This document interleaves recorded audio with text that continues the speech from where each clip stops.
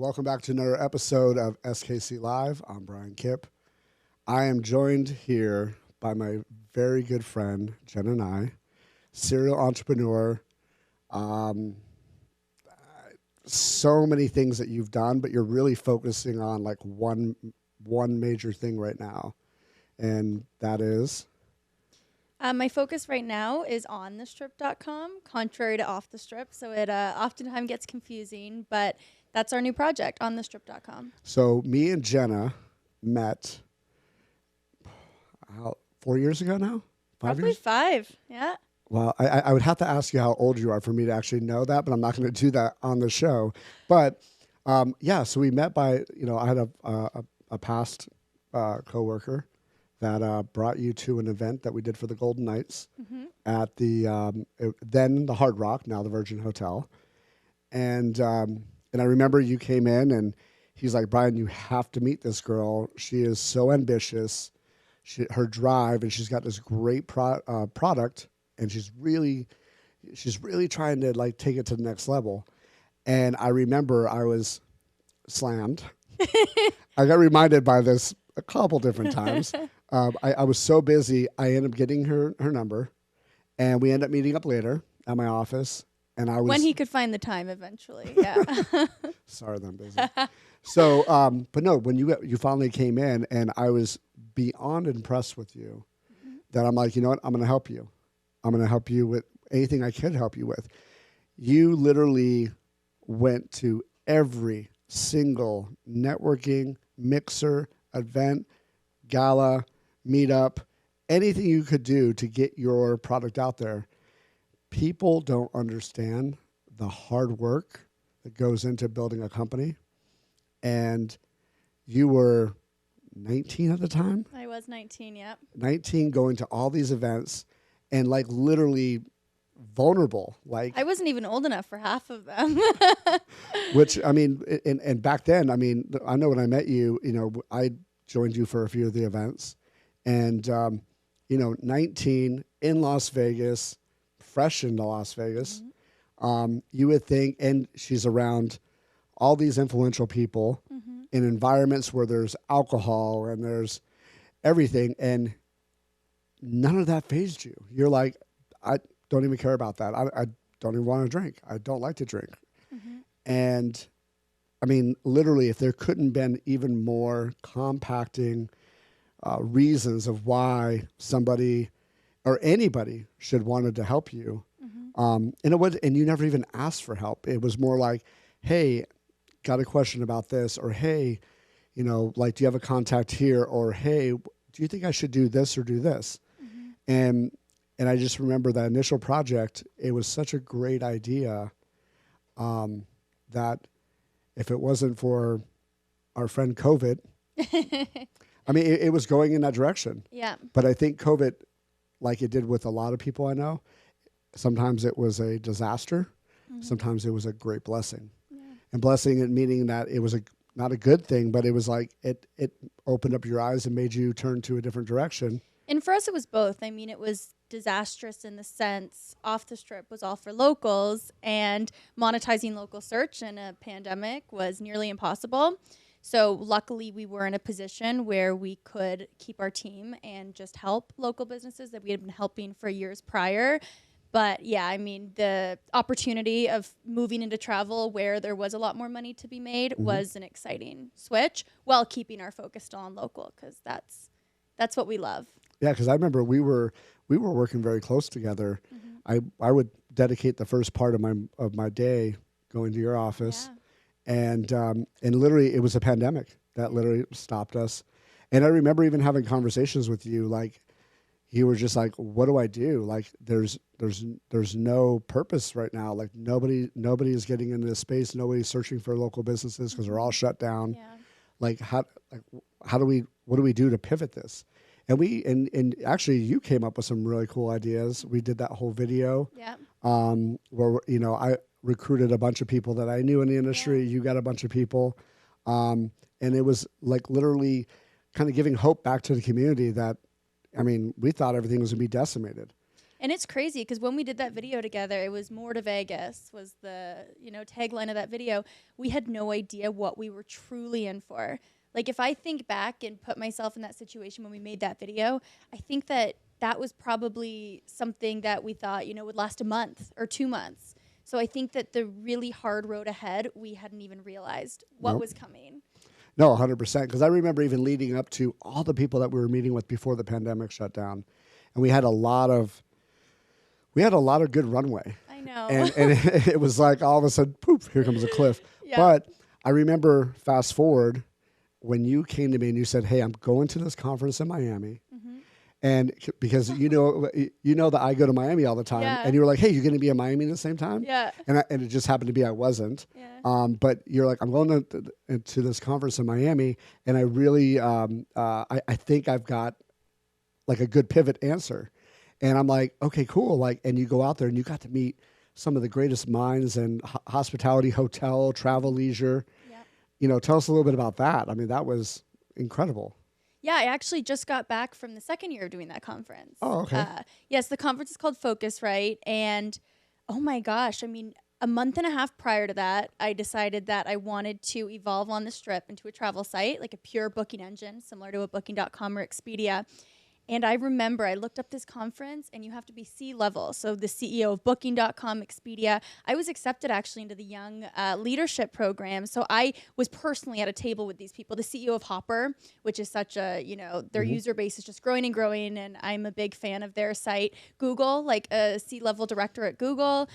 And I had 1 month to learn who's who. I don't know if you remember that scene in Devil Wears Prada with like the book, and she has to remember all the faces and names. I did that. And like you might think I'm joking, I did that. So I printed out the pictures and put the names. Yeah, and I had a month to learn.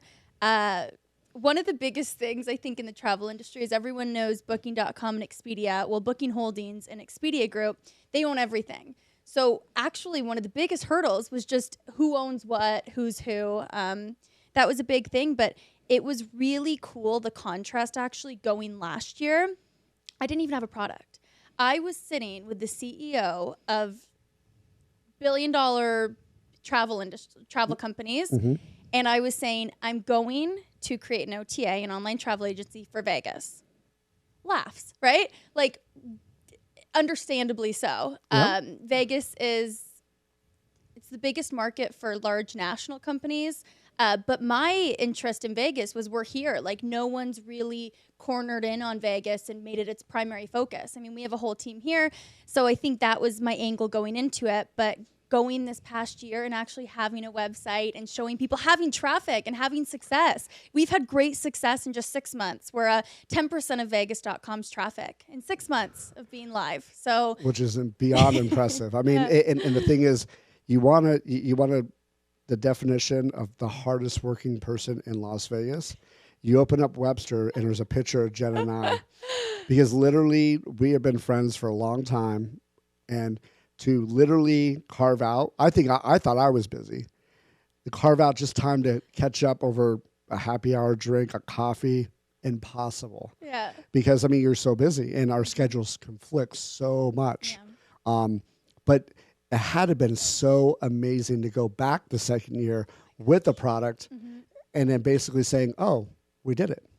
I think the biggest thing that I noticed was the first year I had to message people. I had to annoy people. I had to message them 5 times to get a meeting with them.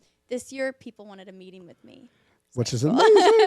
Yeah, that was cool. I mean, because now bed banks want us to sell their inventory. They want to be working with us. And it was so cool, like seeing the hard work pay off, especially after the pandemic and a few hard years. Yeah. So, so basically, I remember Jenna calling me to say, hey, I'm going to do this. I'm doing OnTheStrip.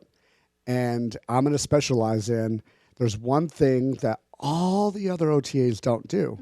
They don't break down the little things like pet-friendly hotels, smoking hotels, luxury hotels like with penthouses, ones that have jacuzzis in them. I mean, I'm probably hitting all the numbers because I did my homework before this podcast. But all of these different things that I even have people that hit me up going, Brian, I'm coming in town with my girlfriend, and I want a room that has a hot tub, jacuzzi. And it's like, I know this property has it. But then you try to go on the property website, and they don't they don't break it down. Yeah.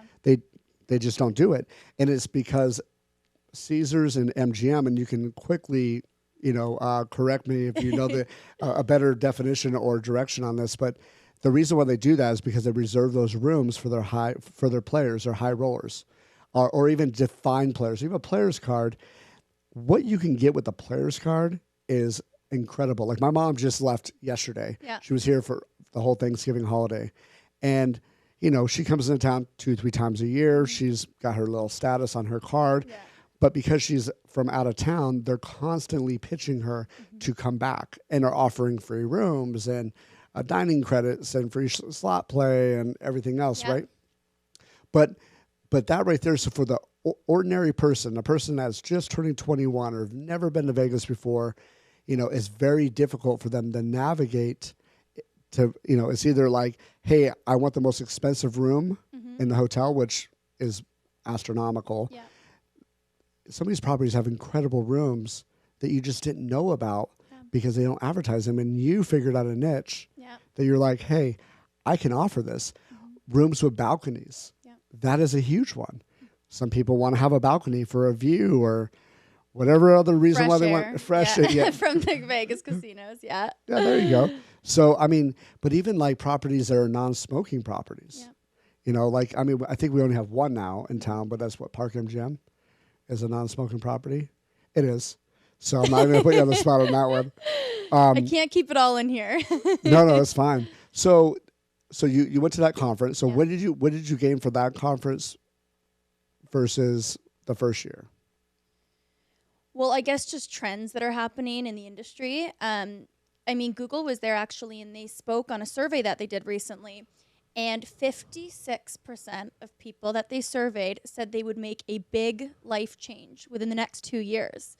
And this change, then they surveyed that group of people. And I think it was nearly, don't quote me on this one, 40% said that involved traveling. Wow. So that's just very good for us to know in the travel industry. It's booming. A lot of companies are pretty transparent, like the public companies. You can see their numbers. They're doing better. Even Vegas is blown up. Yes. And that's we hit some records, I think, last year. We're going to... All of them. 22 is a record-breaking year by like miles. And I'm actually really excited to review the... every year they have a preview report from the LVCVA. But I'm really excited to kind of see what the numbers are all the way through, from the gaming numbers to the hotel numbers. Las Vegas, you're going to be in the forefront of the next 2 years. We've got F1. Yep. We've got the Super Bowl within 3 months of each other. And, I spent a lot of time in Miami. I've got clients in Miami, and we just had our first F1 last May. Nobody could have predicted. Yeah. Actually, everybody knew it was going to be a really good weekend or a really good week. Yeah. Nobody predicted the quality of traveler or attendee or visitor or fan of the sport that were going to come, and how much money it brings to that local area. These people, are on a whole different level of fanship. Yeah. And, it's called like the rich man's NASCAR, right? And, so a lot of people, F1's going to be November of 2023. And then 3 months later, we're going to have the Super Bowl.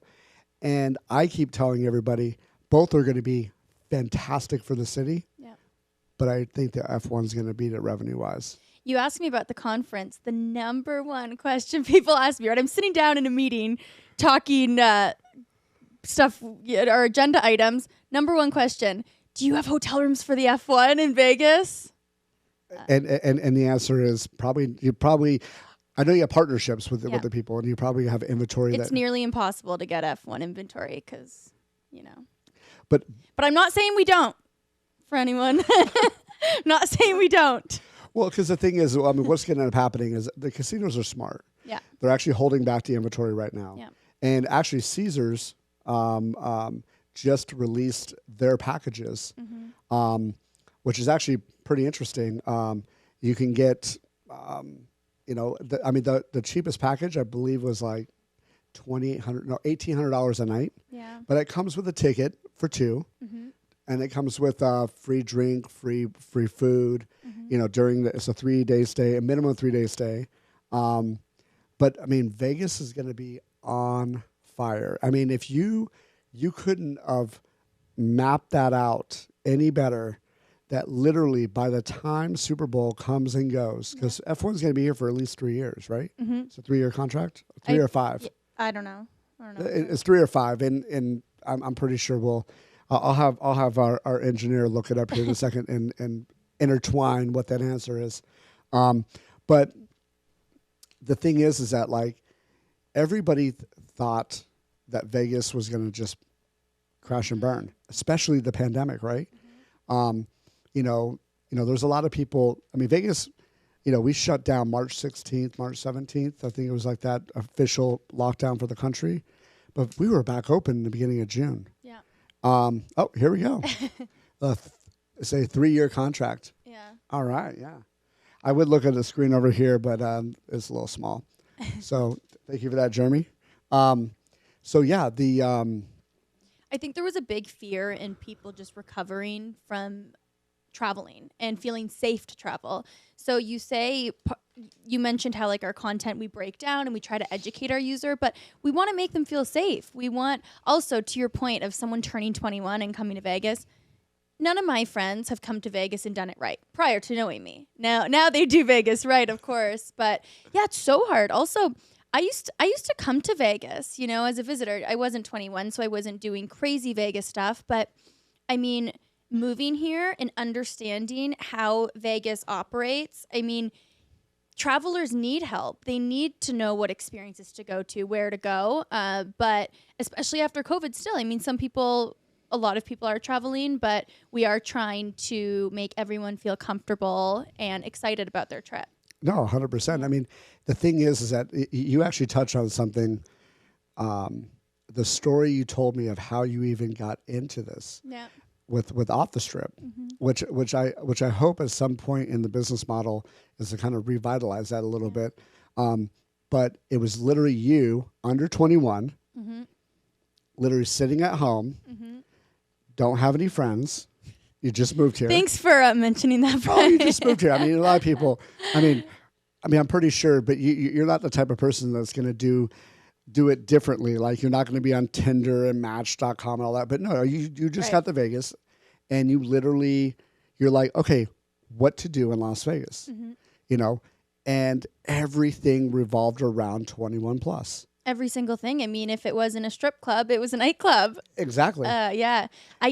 The search I do remember was it was sushi near me, and it gave me Yellowtail at the Bellagio, which I love that restaurant. But near me, I was in Summerlin, right? That's 20 minutes away. And I didn't have a license, so I had to be able to walk places. But the sushi place downtown Summerlin or down the street, it wasn't mentioned. So my question in that moment was I didn't have an advertising background or really even a background in tech. I thought, how do people find about, like, how does this local sushi restaurant get customers? And then I started to care about this random sushi restaurant. I didn't even know what it was or where it was because I couldn't find it. So the whole thing is you're trying to find sushi. You come up with the light bulb above your head going, you know what? Here's the problem. And this is how a lot of entrepreneurs, a lot of people go from, because everybody's like, how did Jeff Bezos make his billions? He came up with there was a problem in the industry, which was books. The largest commodity being sold was books. Yep. And nobody was wrangling that book market. I mean, Barnes & Noble had book, was it Barnes & Noble? What was the other competing one? Barnes & Noble and, it doesn't matter. But because they're all pretty much almost out of business because Jeff Bezos figured out a way to get these books into people's hands quicker, more efficiently. You don't have to go searching for it, But anyways, you figured out here's the problem, and you came up with a solution. I think the problem was, and actually no problem. It was literally COVID slammed the brakes on everything because literally, I think what was it, maybe 2, 3, maybe 4, 5, actually a long time leading up to that, we were working on it vigorously. Yeah. And I mean, I spent 3 years going door to door. Well, not all 3 years, but the first year, I mean, you said it. I joined every single chamber of commerce. Urban Chamber of Commerce, Asian Chamber of Commerce, Women's Chamber of Commerce. Health and fitness. Yeah, I mean, all of them. Nearly all of them. And but apart from that, I also had my mom drop me off at a business plaza. I would map out. So I would get dropped off at one business plaza and I would see how many I could walk to from there. And I would put like 5 or so hours in and I would knock on each door. And a lot of them had stickers that said no soliciting, but I truly believed in my mind that I was not. I was there to help them. So I'd walk into a store and say, can I talk to you? And sure. How do you get customers? What kind of marketing do you do? And I needed to know that the problem was big enough to invest my time into solving it. And a lot of people said, hey, yeah, I would love to figure this out. Yeah. Because really the platform that you created, I mean, even the monetary amount that you were asking these businesses to commit was minuscule. Yeah. Now, with any business, there's a cost, or they call it ROI, right? Return on your investment. But if I can bring you an extra 10 customers a week, if I can bring you an extra 50 customers a month, the business owner has to be smart enough to understand what the value of that is, how much money that they can potentially make out those customers, to then go, this is a good investment or not a good investment. And I think a lot of people, the platform that you created, I mean, not only did you go out and you recruited some of the greatest software developer minds that were behind, I might be misquoting this, Yahoo? An initial search engine he bought that was bought by that company, yes. So, I mean, you literally, you went and you found, and I remember his name was Peter, right? Yeah. And he literally created the whole search engine, which even to this day, I Google my name. All right. If you Google Brian Kipp. Yeah. Don't you have to put Las Vegas? Don't have to put nothing. All right. If you see like a foreign link that's not Facebook, not my website, not SKC, you're going to see OffTheStrip pop up. This is how good the SEO was on that platform. But I just don't think that, I think Vegas was ready for it. But I really think that it was, we got the brakes slammed on us because of COVID. And I still think that we would have already be a different way. But you literally also had the vision for OnTheStrip. Because you knew, and to get back to your point about the Yellowtail, why did Yellowtail come up? Because the Strip has the marketing budgets to blow out the locals. And what you were doing, which you could have easily, within the first year of OffTheStrip, and I remember having detailed conversations with you of saying, like we were weighing the pros and cons. You were never going to defer from it. Didn't matter how much anybody tried to convince you. But you're like, I'm not allowing anybody that's on the Strip on the platform. And the thing was that was the right thing to do, because if you did, they had to be on a level playing field. And I think that we were even talking about like, I think there's a way to list these, but they cannot ever come in and trump the low guy. Yeah. Like you were out there fighting for the I low wanted guy. the little guy to trump the big guys. Yeah. And you know what? And well on our way. I mean, how many local business listings do we have? Or did you have during that time? 65,000. Yeah. And this is you going door to door. This is you getting on Google. This is you going to all these networking events. This is you literally talk to the majority of those 65,000 businesses. I even remember an event that you did in your parking lot of your Yeah. and like literally you invited all these businesses to come out, and you're like, hey, you need to stop by. And I remember I was like in between events, but I stopped by. I had to park way far away just to come by to say hi to you, because I knew I could only be there 10, 15 minutes, but I wanted to come support. And it was packed with local people, businesses, and they're all networking, they're all talking. And I remember going, Jenna, you got something here. And that was actually within the first probably 6 months of me knowing you. Yeah. But yeah, I mean, very, very, very few people ever impressed me from day one. And, I wanted to put so much, you wanted to put so much effort into it. I remember spending sometimes nights on the phone because I would be too busy during the day. You'd be too busy during the day, but you're like, I've got to get this together. I've got to get this presentation together. You had I remember you had an actual in-person presentation. What was the Urban Chamber of Commerce, or it was one of the chambers? Yes, yeah, it was, yeah. And you're like, I've got to nail this because I want them to understand that why that I believe that the Urban Chamber of Commerce needs to be a part of OffTheStrip. Yep. And not only did we go over it, you had this whole rehearsal thing with your presentation, which you nailed, by the way. I got video evidence because I actually went and actually did video.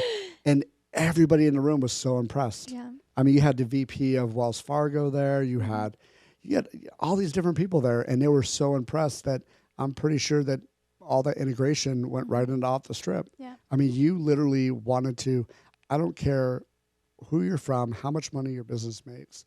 You know, I have a plan for you. And you had different levels.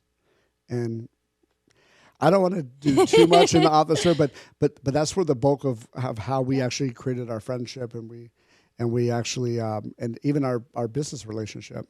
Yeah, well, you were probably like the third person I truly knew in Vegas, right? And it is so crazy, like looking back and just talking about this. I mean, this was a lifetime ago, and you are responsible for a lot of my early success. Oh, thank you. I appreciate our friendship and just how much you really helped me. I mean, I was an eager 19-year-old, and I am Canadian, so I think too that moving to Vegas, you say I wasn't into the drinking and wasn't into all the glitz and glamour, because it was so foreign to me. But yes, it never enticed me, which is good. I think that I always knew it could have easily enticed me. It's enticing.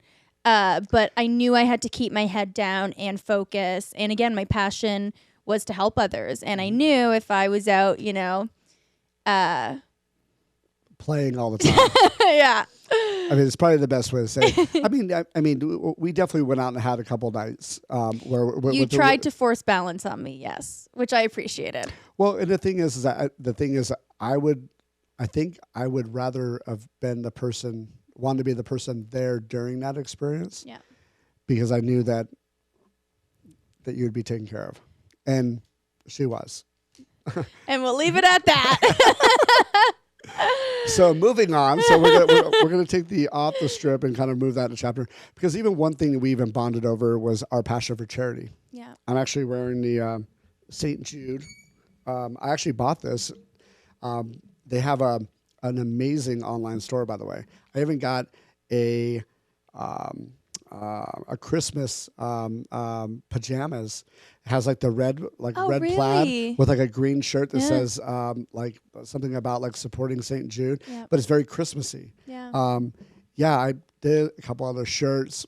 I did a decent donation for that. Good. Because I love it. But I started. I've been doing some work with St. Jude, and there was an event, not an event. It was a concept that we came up with called Suit Up for St. Jude, and we actually knew the person that initially was our initial sponsor for the suits, and we got him. And then I actually came to you, and I'm like, hey, this could actually be something really interesting and really fun, because you think of suits, you think of men, you think of professionals. I'm like, you should be the first woman or the only woman in this Suit Up for St. Jude, which what we do is we gather up the most influential people of Las Vegas. And what they do is for 1 month, in the month of March, they post out and they fundraise for their individual page.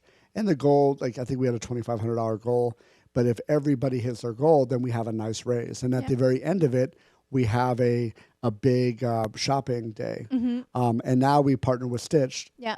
And Stitch is an amazing partner. Like even Charity, Charlie, you guys are the best, because this is what they do. And I'm telling them because I know you already know this, but they literally have 2 shopping days when we launch the event and at the end, where they do 50% off a lot of their merchandise, and 100% of that goes to the charity. 100%. I mean, if that's not giving, so not only do you get a deal off of an incredible high quality suit, but I remember the very first one. It was right before COVID, like literally right before COVID. It was March 4th, I think it was, the event. Yep. Or sorry. Well, I think the last event got canceled, right? We had the kickoff party. We had the kickoff party. But we didn't even at get Players to Locker. finish it. Yeah, but we actually did a good raise. Yes. We did. We did do good. Because we're all doing it. We're all at home. Yeah. And nothing else to do. Yeah. Like we're texting everybody and, but it actually was a really good event. But I remember that event because we, the kickoff party was incredible. We had, an amazing amount of people. We had some of the hockey players from Golden Knights were there. And you introduced me to some of them, which I was so excited about. The Canadian in me and big hockey fan was just thrilled. But that wasn't during the kickoff. That was during their grand opening event. Oh, Two different events. Okay. So I have to tell everybody. So we go to the grand opening at Players Locker in Summerlin, Wolfgang Puck's place, and he brought in a bunch of the players to be partners, and every single hockey player was there. Almost every. The only one I didn't see was Marc-Andre Fleury. Yeah, he wasn't. Yeah, he was. I would have remembered. Yeah, for sure. Canadian. Penguins fan. Yeah, originally. Canadian. Still, Knights. No, all Knights now. Awesome. Yeah. So we went to this event, and like literally, it was like Jenna walking into a candy store. I mean, lit up. Her eyes lit up because she's a diehard hockey fan. Yeah. And so yeah, we literally I was like her little. I was too nervous to approach them directly. So I literally went up to every single hockey player, and I still have them all on my phone. And I literally said, "Hey, do you mind if my friend Jenna can take a photo with you?" And they're like, "Yeah, no problem." Yeah. And I remember Alex Martinez just got traded to the team, and I think he hadn't even played a game yet. He had just gotten to Vegas, I think, a couple days prior, and was still meeting everyone. He was still meeting. Yeah. Maybe he played one game. Okay. But he was very, very new. Yeah. And he was there because I got a photo. Yeah. But you got to take, everybody was there. The Golden Knights was there. Yeah. I think Bill Foley came through. Mm-hmm. It was an incredible event, but all that was short-lived because, boom, that shutdown was drastic.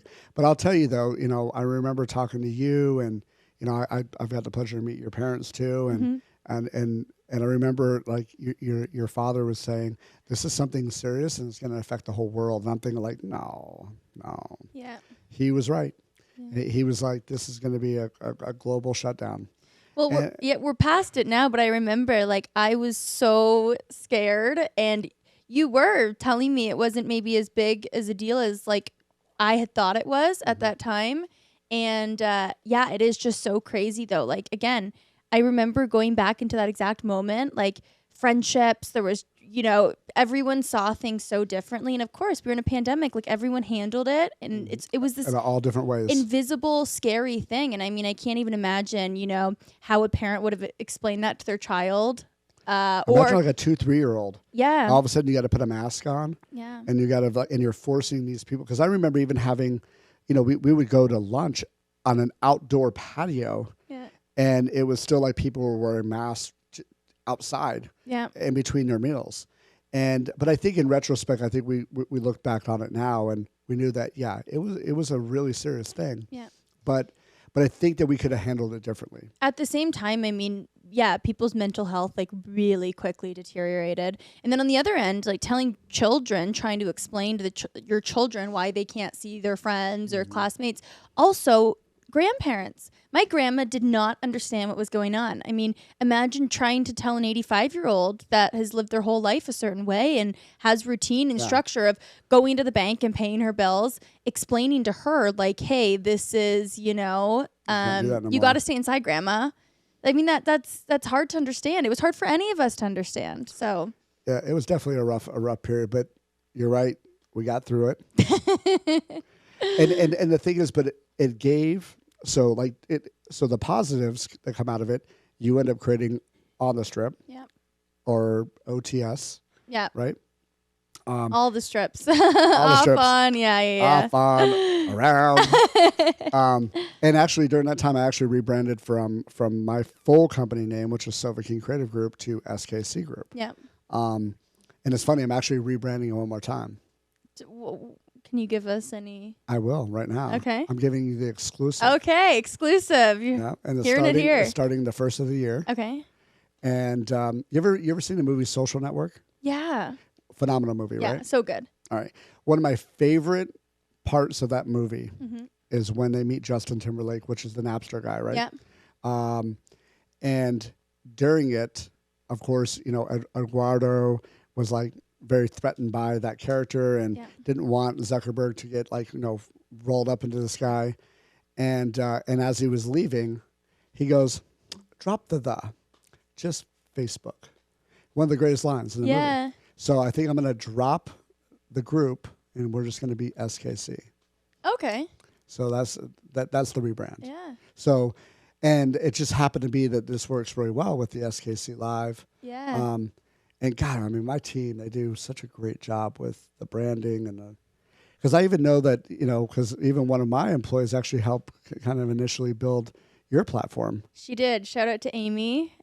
She's so talented and incredible. I mean, you have such a good team. What I wanted to say on that was you guys have been killing TikTok, Instagram Reels. Your team is just killing it in like the influencer and creating space. I've definitely noticed that. For our clients, we're definitely murdering it right now. Yeah. We're we've got really lucky to bring on some of the clients that we have. Mm-hmm. I mean, from the number one, nightclub group in Miami. We just launched one of our newest clients. That's actually one of our oldest clients in Miami around the same time. Well, a little bit after 11, but we've had them for over a year. Finally opened their restaurant in Brickell called Wet. Wow. And it's been open, I think, almost exactly a month now. Mm-hmm. But it's killing it. Yeah. We finally were able to get a photographer in there to get everything that we need to get done content-wise, and we're super excited to roll that part out. But yeah, when you have really good clients and you can be very creative with them, I mean, the sky's the limit. I'm actually more excited to kind of see what the evolution beyond, OTS is going to be, because I know that you have to have some things up your sleeve. And I'm not even like segueing into wanting you to tease about it, but I just know you. Yeah. Like your mind does not stop. If there's anybody, if you didn't have a governor on your mind, you would have 100 businesses. Yeah. All right. And you would do it. And because no one's going to stop you. Mm-hmm. That's one thing about you. Nobody can tell you no. That's actually the worst thing you could actually say to Jenna is no, you cannot do that. Yeah. She's going to be like, huh? That's foreign to me. That would just fuel me to do it. But the hint of what is next is 2 words, Club Vegas. Club Vegas. ClubVegas.com. Yeah. I haven't even told you about that. I think we actually have to talk. Really? Because I didn't know about that. Yeah. I actually have something that I'm working on. Oh. That actually, if it's what I think Club Vegas is, yeah, we definitely need to talk because we should talk. Yeah, because I actually have a big project that I'm either going to self-fund it, or I have a partner that wants to come in and fund it, and it kind of revolves around a membership for Vegas. Yeah, but also ties into the NFT market. Okay. Because the thing is that the number one thing that I think people need to. So let me backtrack. So my client 11 launched an NFT membership called the 11 Captains Club. Yeah. And 11 Captains Club basically gives you access into this alpha group of people that are 11 fans. Okay. There's 1,111 of them.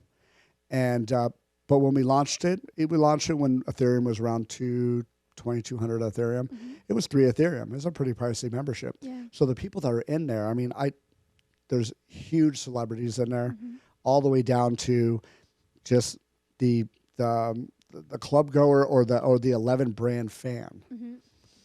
Which there are many of. 11 actually came up. I was at the conference I just went to. I wanted to tell you. We were talking about partying, and they said, "Oh, how do you ever get any work done, Jenna? You must be partying in Vegas all the time." And I said, "Actually, I've only been to a nightclub, and this is exposing myself. I work with these nightclubs. I am knowledgeable on them. I know what happens there. I have experienced a few times. I've only been to a nightclub less than 5 times." And they just couldn't believe this. And they were talking about 11.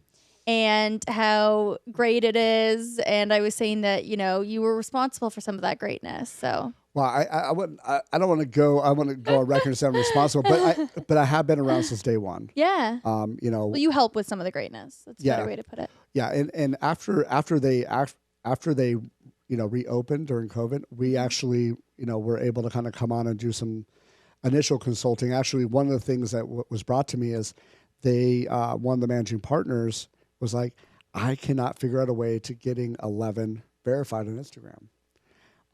This is like November of 2020. Tell us how you did it.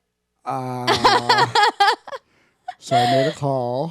No, really? I made a call to a friend that I know that that has those connections. Can you tell us who this friend is? I will offline. But there was no reason why they're not verified. They were in the to get verified on any platform, and now Twitter, you pay your $8 and you're going to be verified. But for all the other platforms, you just have to be press-worthy. You have to be notable. Mm-hmm. You have to have a reason to be verified. Yeah. There's no reason why 11 wasn't verified. Yeah. And I definitely don't want to go down the road because it was one of those things that I think that they thought because they have an adult component that they weren't eligible. Yeah. But no, we ended up within 3 days got them verified. Wow. And I think that kind of opened up the door because, to building a good relationship with them. Yep.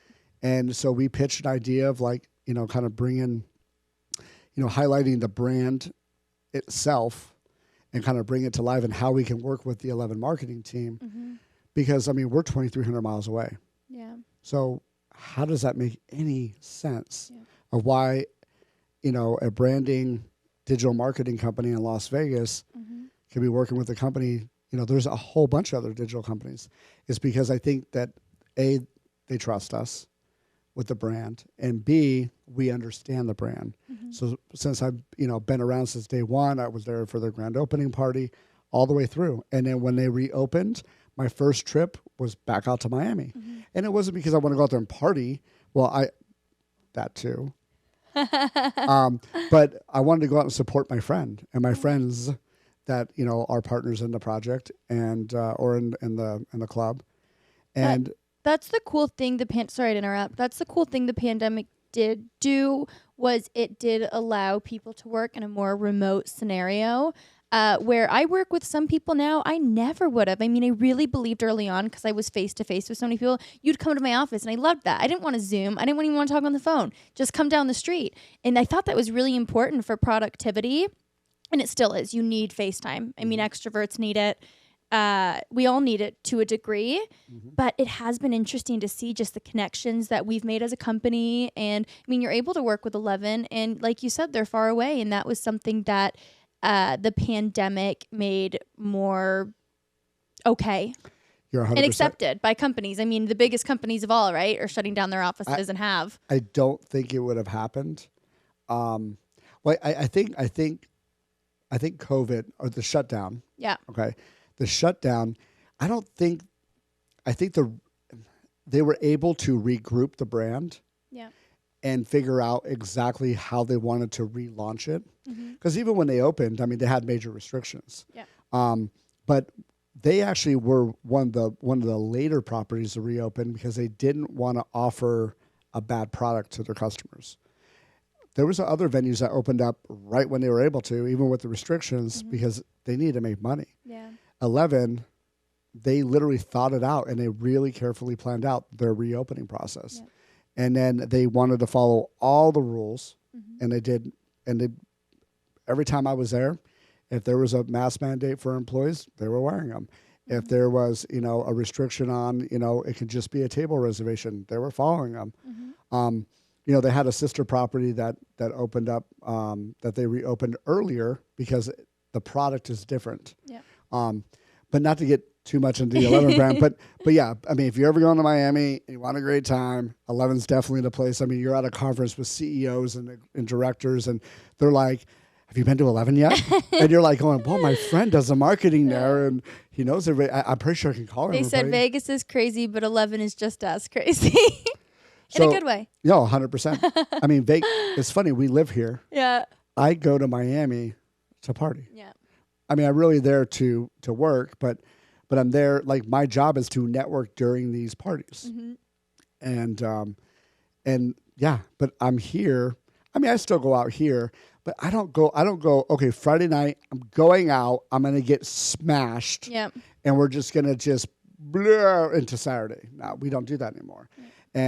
But do I still go out and have a good time? Absolutely. But when you go out and have a good time in Vegas, you always run into people you work with. I mean, I think that's the biggest thing that I learned about Vegas is it's the biggest small town in the world. Yeah, because another thing, too, is you don't want to go somewhere and be like, hey, Jenna, I saw you at the Spearmint Rhino. And you're like, whoa. Like, how did you, what? Yeah. No, go away. You know, which I love that you always run into people. And I mean, just working in marketing and PR, right? Like you kind of have a connection everywhere. And that's how the city works. And it's nice seeing familiar faces. I mean, you feel like it's a family. I feel like this industry is a family. 100%. And I love working with people and I love learning from people and just, but with that being said, yes, you can't really let your hair down. No, and that's something you have to be aware of. I think especially as like a young female is your reputation is, I mean, anyone's reputation is important to them, but in a male dominated industry, that is something that I've always had in the back of my mind. So that's something you always have to be aware of. And that's actually one thing that, you know, knowing you, spending a lot of time with you, going out, charity events, we've been out, piano bars and everything. But the thing is that you've always been, you've always held your own. Mm-hmm. B, I mean, you're like me when I drink, I get happier, but I'm still aware of what's going on. Yeah.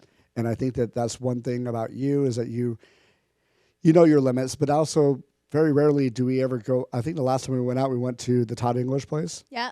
Pepper Club. Pepper Club. Yeah. Yep. Amazing. That needs a shout out. That's one of my favorites. Yeah.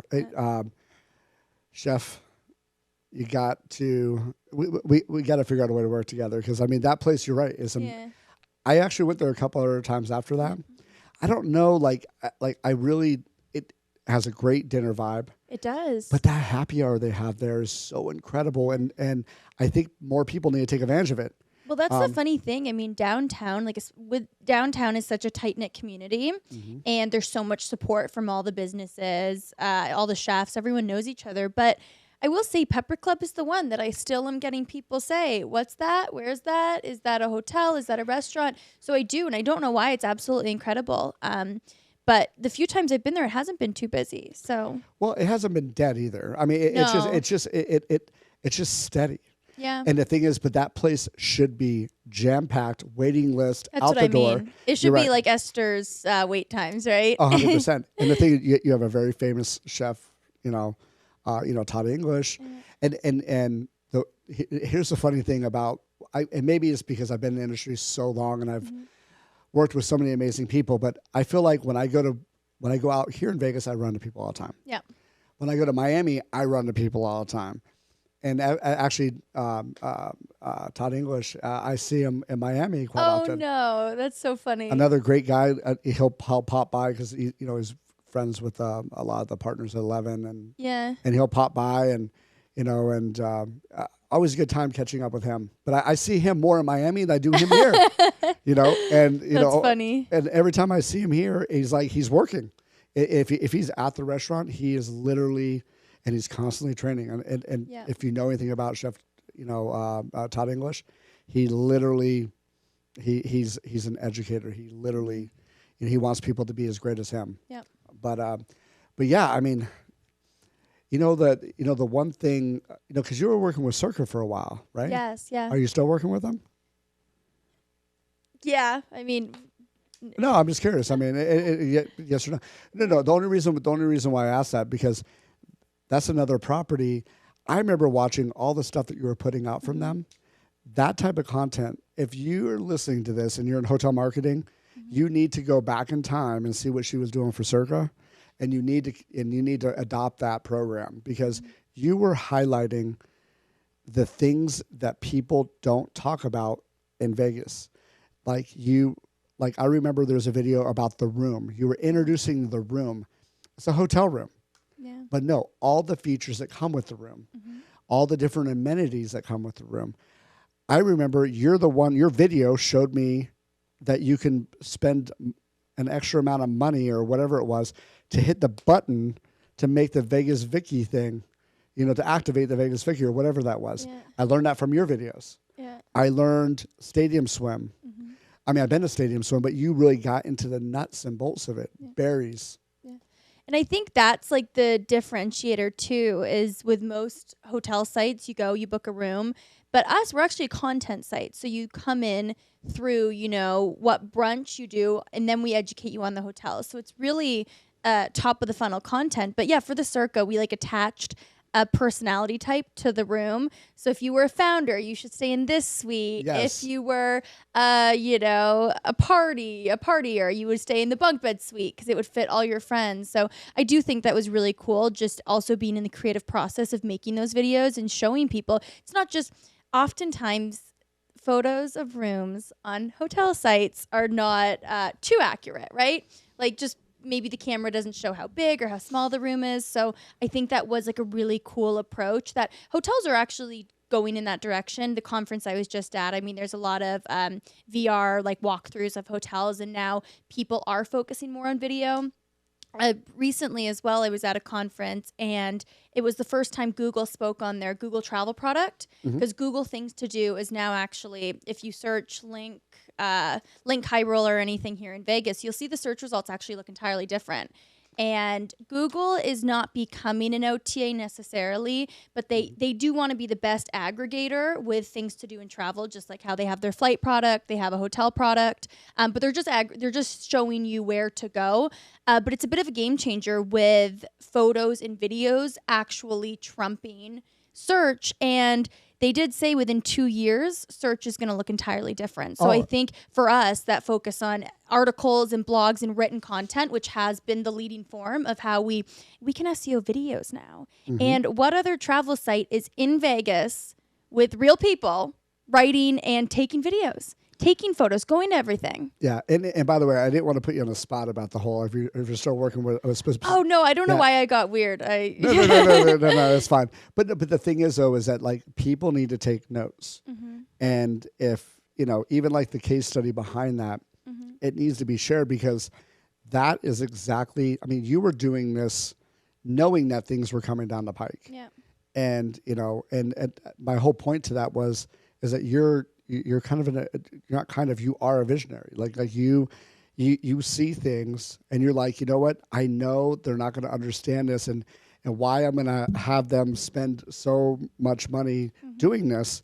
But once you put it all together, like whenever I have clients come in, or even potential clients, and they're like, here, what do you think of my social media? All right. And we'll just use Instagram because that's like the one that everybody really wants to hammer down on nowadays. But there's a difference between taking every individual post. If you took them out, you printed them out, and you laid them out, okay? The content could be amazing individually, but collectively, it might look like a mess. What you did is individually, you created great content, but together, it all pulled it together, and you told the whole story of it. You even got to hang out with Derek Stevens, the owner, and you actually do some bets. It was like a betting thing. Or? Oh yeah, so they had one initiative where they. She's like, oh, memory. Yeah, there's so much going on, especially right now. But we wanted to educate women in particular on sports betting. Because they were seeing a larger demographic at males at the time, and they just wanted to get more people into their sports book. I mean, now it's nearly all sold out, probably every single event. They are just crushing it, and they have a great sports book if you haven't been. But we did a video. It was actually the manager of the director of the sports book that taught me how to place a sports bet on their app, which is super easy to do. And we did this really cool, fast-paced video on how to do that. So it is cool mastering how to explain a complex process in 30 seconds. I think something that we always like to keep in mind is people's attention spans these days. Mm-hmm. I know mine isn't very long. Well, because I mean, I remember you had a product, and it was called Jenna Does. Jenna Tries. Jenna Tries. Yes. Yeah. So I mean, I had a client that was doing exotic cars. You got to go and driving Urus and whatever cars it was.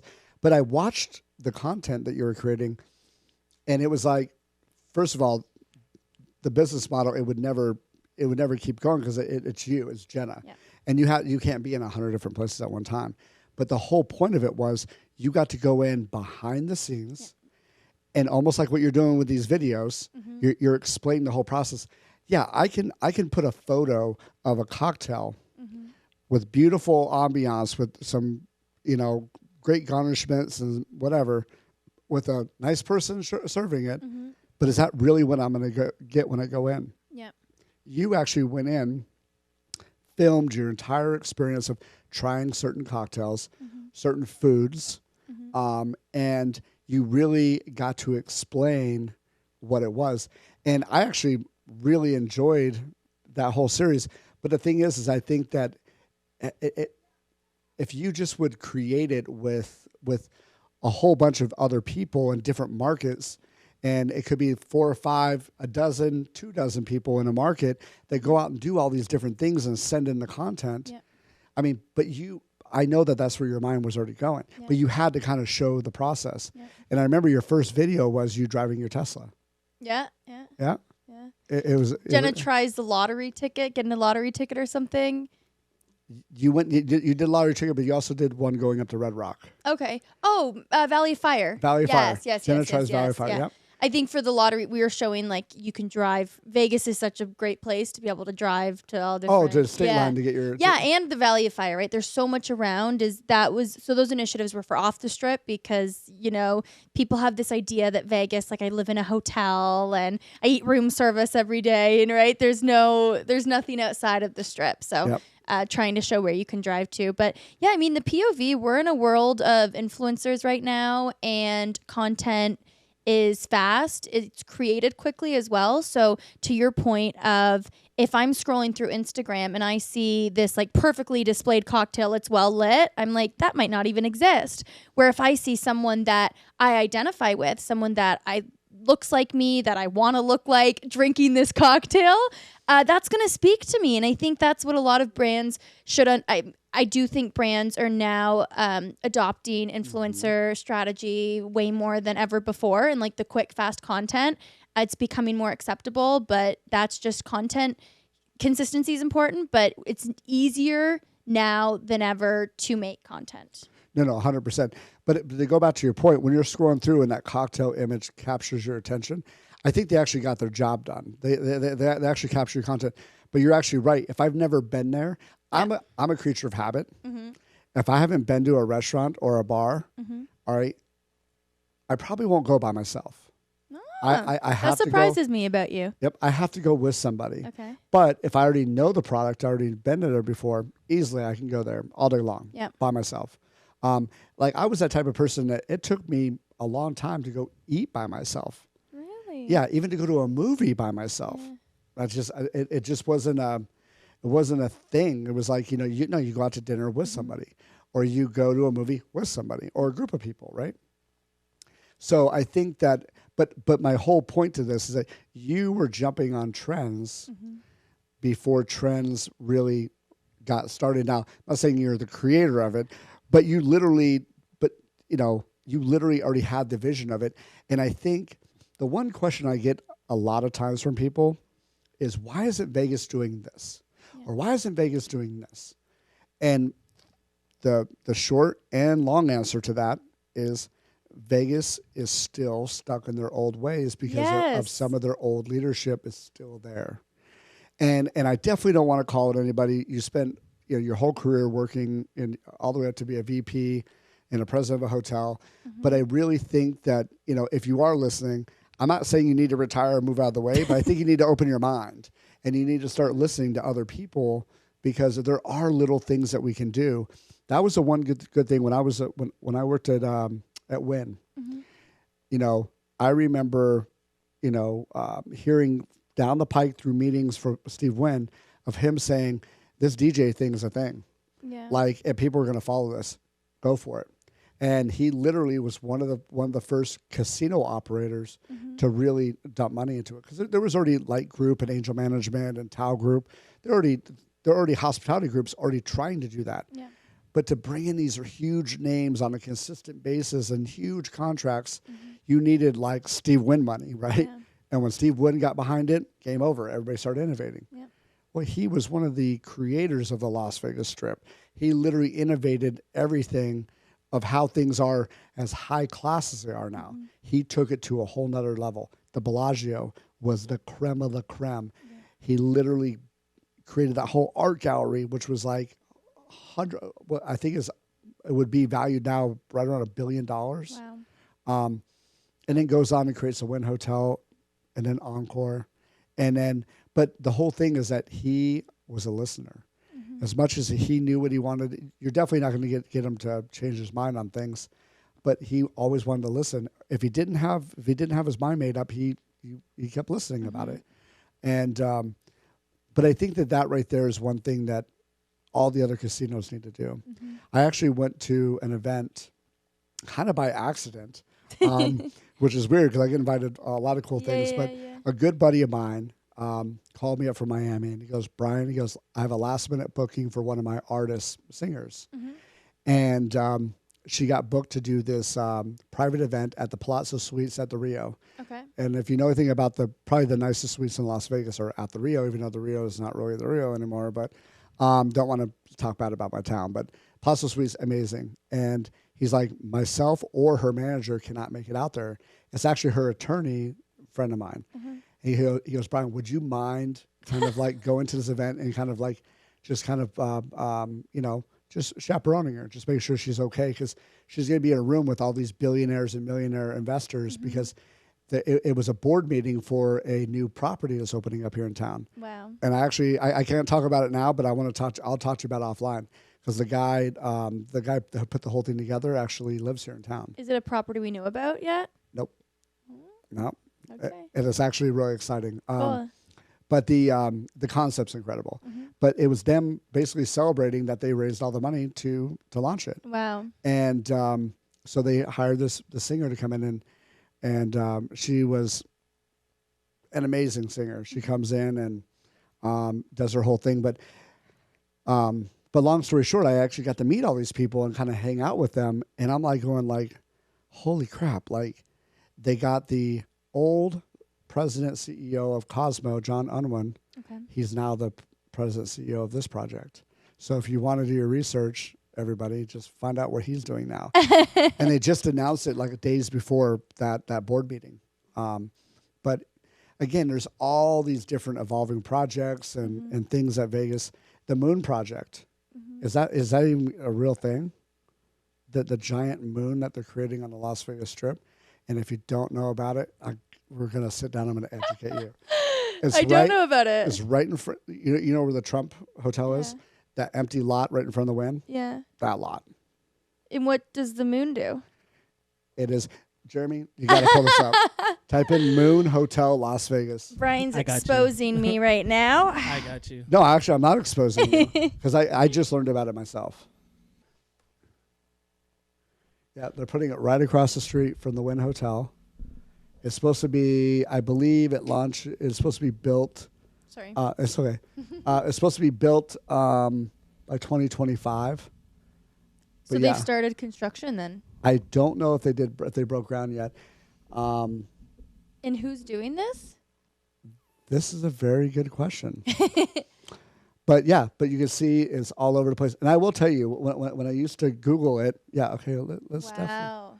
When I used to Google it, see that's actually not even. This is actually another part. Obviously, this isn't Vegas. This looks like the Bellagio fountains, but it's definitely not Vegas. Yeah. No, it's fine. You can. This is actually where I've seen it. The location. But right next to Fashion Show Mall. This just shows Vegas's growth, right? I think like the biggest, whenever someone asks me why I'm doing what I'm doing, it's Vegas. I love it here, and there's just so much growth. When I came here, there wasn't even a hockey team. You know, now we have an Oh my American gosh. football team, which I'm still trying to understand. I haven't been to a Raiders game yet, actually. OMG. Yeah. All right, No, so I think no, I can't this Sunday. The following Sunday, Yeah. I'll take you because I'm good friends with the director of Wynn, and so Yeah. that you know the Wynn Field Club. Yeah. Yeah, we can. I'll ask him see if he can pop me in the list for that. Brian, I work on Sundays. Yeah, but you're going to take 3 hours off and you're going to go watch a football game. It's fun to see the American culture of a football game, right? That's your Sunday activity where that's Well, this is something more I on the haven't- bougie side because Yeah. because it's more of a nightclub on a field, so it's like I've, table service, bottle service. I've been to many concerts and been in the Wooden Field Club, but Yeah, so such a great idea. But I've heard it's awesome for the games. I mean, if you're really watching the game, Yeah. it's obviously you're on the exact level as the players, and so if the play is on the other side of the field, it's a little difficult to kind of. But you got all the jumbotrons and everything to kind of keep up on. But wow, I mean, you know what? Like we didn't even script this at all, No. and I'm thinking, I know we went over an hour, and I'm thinking that I know that there's a whole bunch more that I want to talk about because there's a bazillion things. Yeah, I would love to welcome you back. Maybe even do a part 2. Maybe after the new year. Yeah. I would love to kind of get an update on what on the strip. I mean, I really think that you're already there. I'm going to be calling you up for a job one day, saying, "Hey, you need a VP of marketing," and you're going to be like, Yeah. Well, we're always hiring, so there's so much talent here and everywhere, and it's just I have such a great team. But yeah, I mean, Vegas, everything happens so quickly, right? We might have a moon soon. But just monthly things are changing and new properties are opening. I mean, I think now is the biggest time. Inbox is full with opening invites, and sometimes I have to sit back in my chair and just really truly grasp the growth and opportunity that this city offers and just the excitement, right? It's really exciting being a local and seeing your city thrive. No, for sure. I mean, and I'll tell you, like, I say this as like a proud brother. Yeah. Like watching you grow, like it's been tremendous. Oh, thank you. And like Jenna used to call me on every little issue problem she has. She doesn't call me anymore because she's figured it out, or she has another person she can call. But the point is that she's gonna search out. She's gonna find the answer, and that's why I know that you're gonna be, if not bigger than your competition. I think you're gonna have a problem in the next couple of years where they're gonna be literally saying, "Hey, let us buy you out, or we're gonna give you a hard time," because you're literally you're gonna have that problem, and walking in the footsteps of your own father, that he was able to sell a company off, and I'm pretty sure that you have an exit plan and strategies and things like that, and I'm really excited because that's why I'm working so hard. We got that big exit plan eventually, and but like what I would be more excited about is what is the next thing. Yes, because I know it would be very difficult for you just to go, I'm retired, because if a lot of people don't realize, you probably could have done that on a micro level. Yeah. And a lot of people don't have that, but nope. I found a problem. I'm going to find a solution, and you did it. And yeah, there's a lot of future problems that I want to solve. So we definitely have some ideas, but the focus right now, I mean, I think one of the biggest challenges too has been, well, one, to your point, like I remember I used to call you to read my emails. And the email would be like, I would ask you, is this okay to send? And it would be like, hello, would love to chat about so-and-so. Thanks, Jenna. And just the confidence too that you gain with experience. But what I was going to say is I was stubborn, and I still am. But when you finally realize accepting help is only going to help you learn, and then you're going to get more confident and grow so much quicker. Like if you're not okay accepting help, you're gonna be set back like in many different ways. So yeah, just appreciate all your help, and it's so full circle being back here. And Well, I mean, literally, I enjoyed every minute of it. yeah, as did I. Because I put in so much time in other people, mentoring Mm-hmm. people, and but when actually somebody appreciates it and they apply it and are, like, am I going to take credit if you become the next billionaire CEO? When I become. Oh, did I say it wrong? Did I say if? If I said if, I when? Maybe you said when. No, I probably did. We're gonna play that one back at one point, but yeah, when? But you can take some credit, Brian. Take credit where it's deserved. And you were my first mentor in Vegas, and on the record, like, you taught me a lot of what I know. Well, I mean, literally on that point, I do appreciate the time, Yes. and I know that you're extremely busy, and so yeah. So until next time, Yeah. thank you, Jenna, for coming on, and we will see you later.